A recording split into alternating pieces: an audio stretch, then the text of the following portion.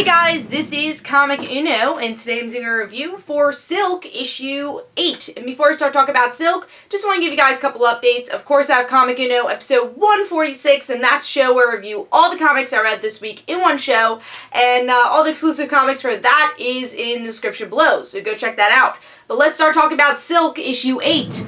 So Silk, it's part 6 of the whole Spider-Woman crossover. I think we have like 2 more parts left. Yeah, so we have the Spider-Woman book next week, and then Spider-Woman Omega the week after. So we have 2 more parts of the Spider-Woman crossover. And very cool cover. I will say, every single time I see this part, though, because there's that shadow, I keep thinking my book is bent. It looks like that, but it's not. It's like this optical illusion. But, beautiful cover. Really like the art style here. And is Silk gonna get captured? Is she going to jail?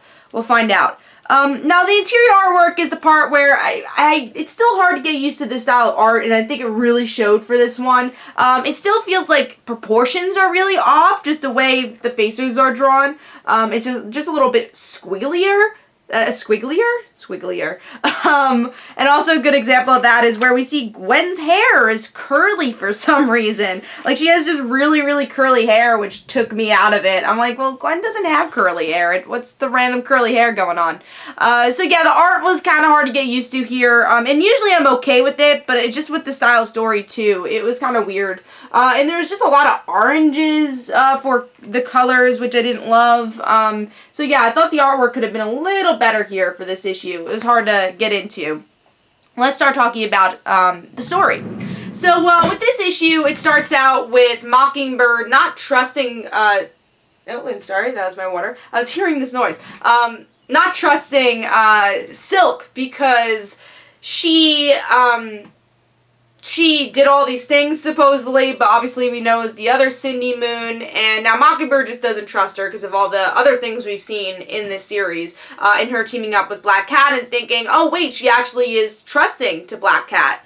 The other reveal is that Gwen doesn't have her abilities, and we kind of knew that from the last issue, but it looks like she's starting to realize that, and she's also, we definitely see that, them combating each other a bit in this issue, where Gwen's, like, straight up says, I don't want to be like you, and that's my fear, and then Cindy's like, oh, thanks, but she's like, it's true, like, I see your life, and that's not who I want to be.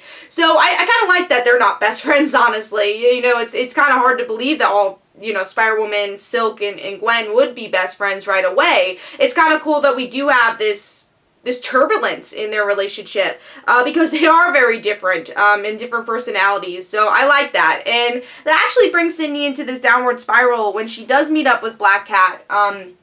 She kind of has this epiphany that she's like, maybe I should team up with her now that I guess Mockingbird doesn't want me. And I've seen my other Cindy Moon version. Maybe I'll just be fully evil. So it seems like that's the route she's going.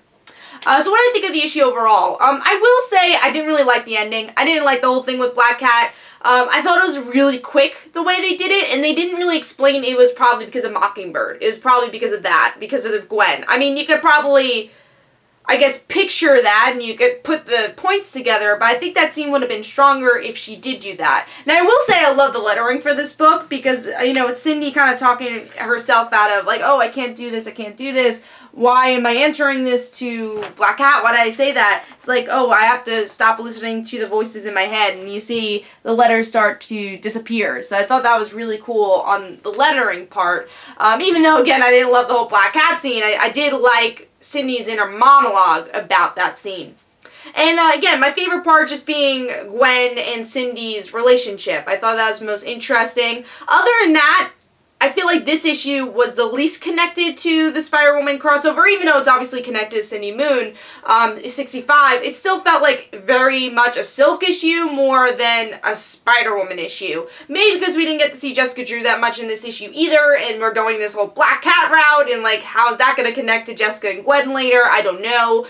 But, yeah, I thought this was an okay issue. It's not my favorite issue of Silk. I did like the last issue a lot better. I actually like the Spider-Gwen issue more for Silk than the Silk issue for Silk. So I'm going to give Silk issue 8, 3 3 stars. It wasn't a bad issue, but I thought it was one of the weaker ones for the Spider-Woman crossover, because so far it's been getting really good, but it kind of went down on this issue. Hopefully with the next issue with Spider-Woman, it will go back up, and hopefully Spider-Woman Omega will be a good issue also, even though Alpha wasn't that great. But hopefully you guys enjoyed. This is Comic You Know. Don't forget to follow me on Twitter. Don't forget to like my Facebook page. Also, description below, there are links for my comic book, Like Father, Like Daughter, and don't forget to like the Facebook page of Like Father, Like Daughter. I'll see you guys later. Bye.